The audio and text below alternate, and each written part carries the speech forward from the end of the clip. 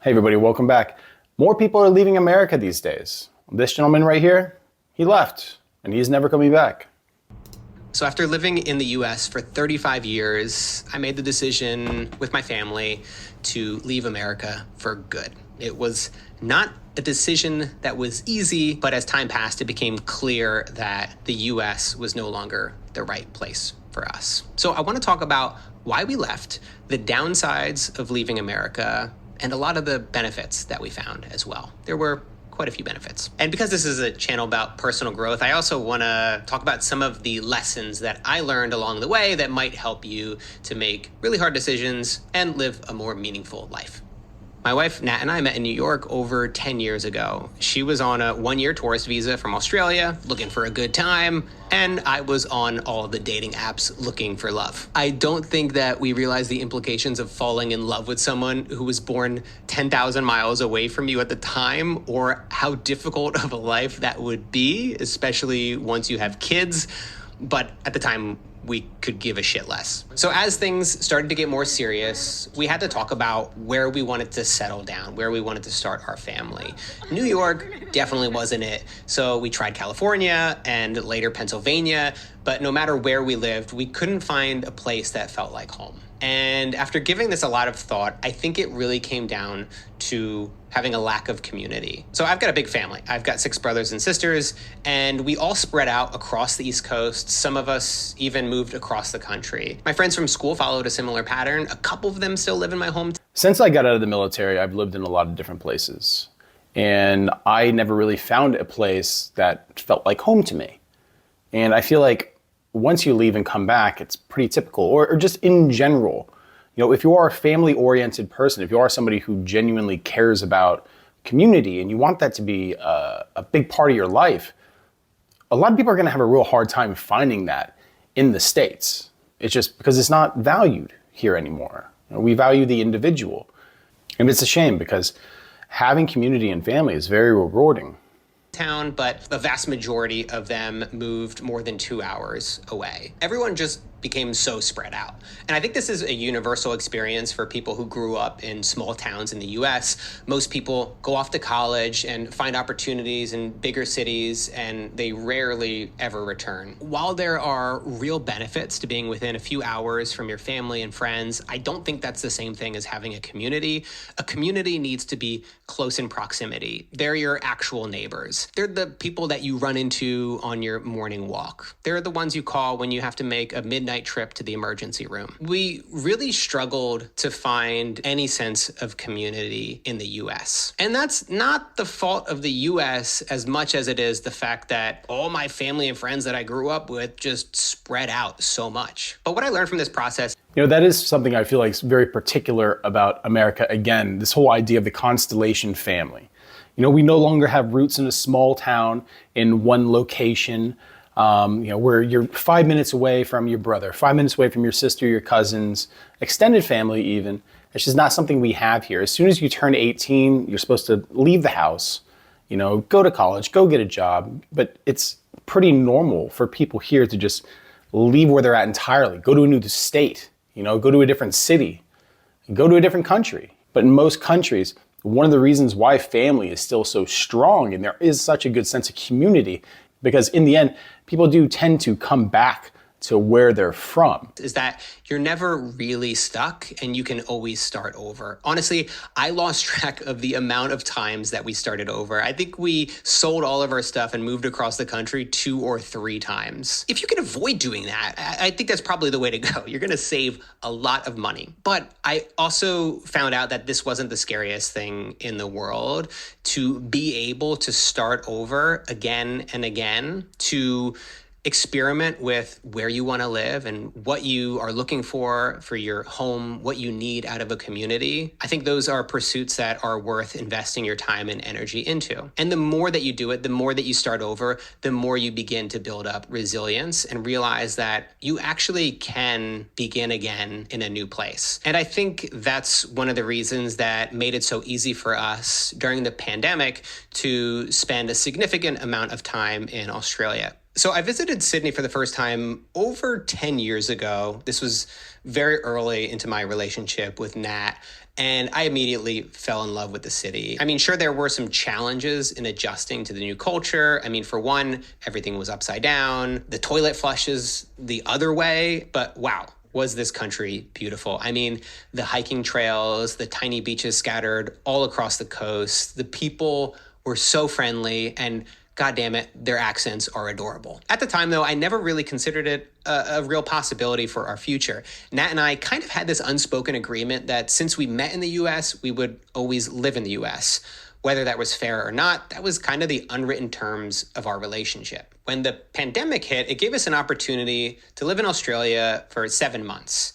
And for the first time, I really got to live there. I wasn't just visiting as a tourist. It gave me a taste of what life might be like if we stayed. And honestly, it was pretty great. I got a gym membership. I learned how to drive on the other side of the road. I learned that a flat white isn't a boring white person, which is a common mistake.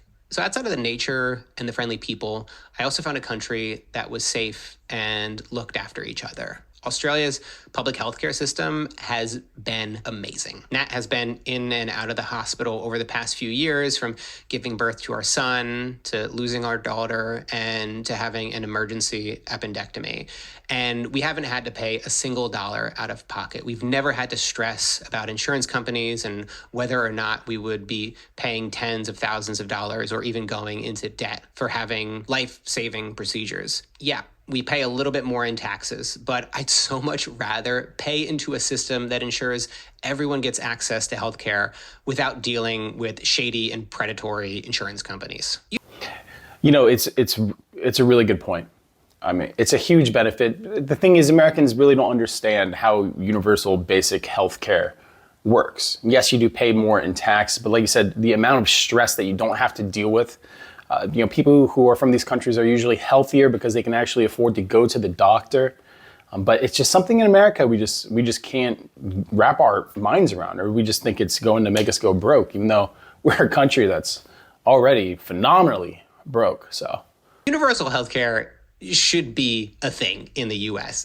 Like, the fact that the healthcare system and insurance care system is so backwards in the US is a huge problem. And obviously both sides of the aisle are trying to fix it. One thing that you might not agree with me on is the fact that it's really nice to live in a country with practically no guns. I've lived on blocks in Philly where people got killed in shootings. I've been to parties where people pulled guns out. I went to schools where bomb threats put everyone on lockdown for hours. I even had a friend who was on campus during a school shooting. I always have my guard up in the US when I'm going to concerts, movie theaters, bars, anywhere out in public. I'm always looking for the exits. And when I speak with my family and friends, I know that this is a very common mindset. I never realized how unnormal this was in the rest of the world until I moved to Australia. There's this very real sense of relief when you get off the plane where you're like, oh, I can let my guard down. I don't have to worry about somebody shooting me in the face. Say what you want, but that's a pretty good feeling. How fucking insane is that? There's other good things about Australia. We have abortion rights, which is pretty cool. Life in Australia might not be perfect. And part of me is just constantly waiting for the pin to drop. I'm like, when are you guys going to just tell me this is a big practical joke and places can't get this good? Because honestly, Australia is pretty great. Another self-development lesson that I got from this period of my life was to allow myself to continue to question long-held assumptions. I think we tend to think that our life moves in a straight line and you have to check off all the boxes. You grow up, graduate school, pick a career, settle into a city, get married, have kids, blah, blah, blah. You do everything in a certain sequence. Everything happens in order and you're supposed to follow the path through to the end. Yeah, that just doesn't work anymore. It doesn't work anymore for anyone, really. That traditional path that we were told to follow, that we were raised and indoctrinated to believe in, that was going to give us success, going to give us happiness, going to give us family, it's gone. If it ever really existed, if it did, I think it only really existed for a couple decades. But in general now, you have to find an alternative way to actually get these things for the vast majority of people, with thinking outside the box, and in this gentleman's case, leaving the country altogether and finding a place that suits exactly what you're looking for, That's one of the great luxuries of the time that we live in now, is that we are afforded the ability to actually go out there and find a place that we belong to. And you can't be afraid to do it.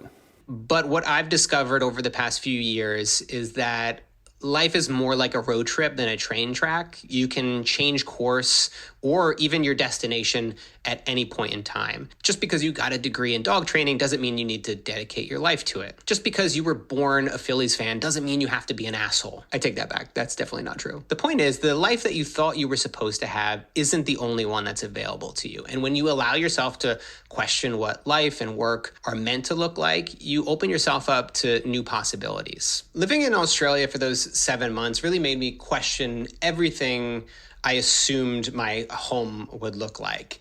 When we looked around at our life, one thing was clear. We had found something that we could never find in the US, a community. And this wasn't because you can't find communities in the US. They're all over the place. And you can even build communities for yourself. It was just that we had everything set up so perfectly for us here in Sydney that we didn't have to work as hard for it. Our friends were starting their families, they were having their first kids, buying their first. See, that's the thing. You do in America, you have to work so hard for community because people are so paranoid. The civil trust, the trust between people in America is so low at this point that you need to break down years and years, decades of individual trauma, societal trauma, just to really get through someone's kind of built-in paranoia at that point, that you can actually connect with them an individual level, that you can understand that you actually see eye to eye, that would benefit you to actually have a connection with one another. And that's all community is really. But it is just a slog, a real slog trying to get it done in America. But it just seems to happen organically in most places on the planet. Just not here. It's strange.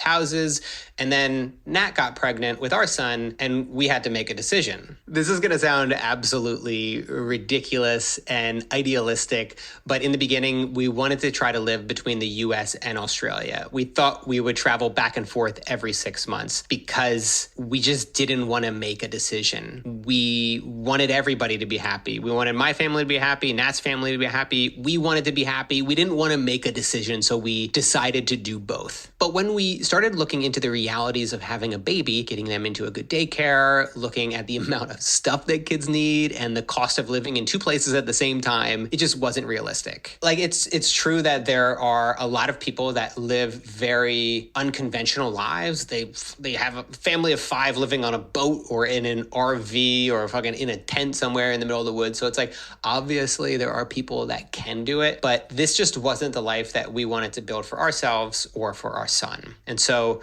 we had to make a decision. I have to give Nat so much credit because never once did she pressure me to move to Australia. She never even brought it up. It was me who eventually came around to the idea and said something like, it'd be pretty great to live here. With Sydney, we had a community, a beautiful city, and if I'm being honest, a country that didn't feel like it was tearing itself apart. So we made a decision to move here full time. And this decision felt equally easy and impossible. It was easy because of everything that I've already shared with you. Australia is an amazing place to live. It was impossible because we'd be 10,000 miles away from my family. There are moments that we will miss. There are moments that my family will miss. Holidays, birthdays, milestones.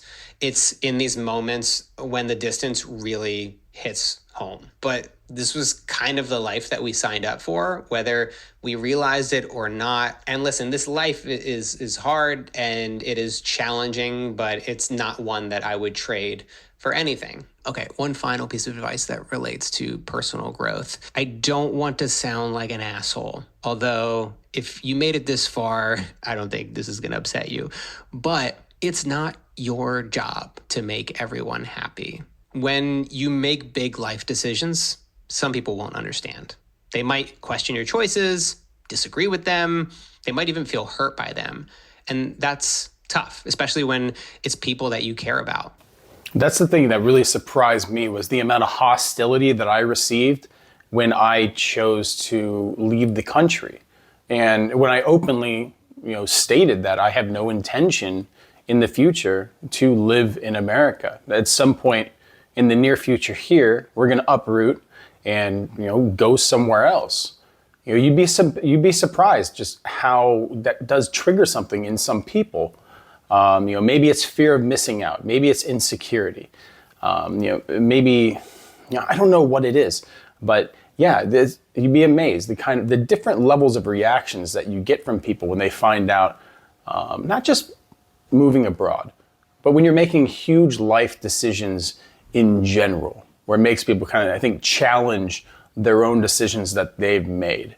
Your parents might not like the degree you chose or the fact that you decided to become a YouTuber. At the end of the day, other people's opinions about your life shouldn't define it. This doesn't mean that you should ignore people or not care about their feelings. It just means that you don't have to carry the weight of their expectations. You can acknowledge their concerns and appreciate their perspective and still choose what's right for you. And what I've found is that when you stop trying to make everyone else happy and you just focus on building a life that you love, people who care about you will come around. That's pretty much it. If you clicked on this video because you're in some weird kind of political algorithm, welcome to my channel. I really enjoy this guy. I like his voice a lot, and he really seems to be a pretty decent character, but in general has a lot of truths. And leaving America is something that's been kind of in the conversation right now for a lot of people.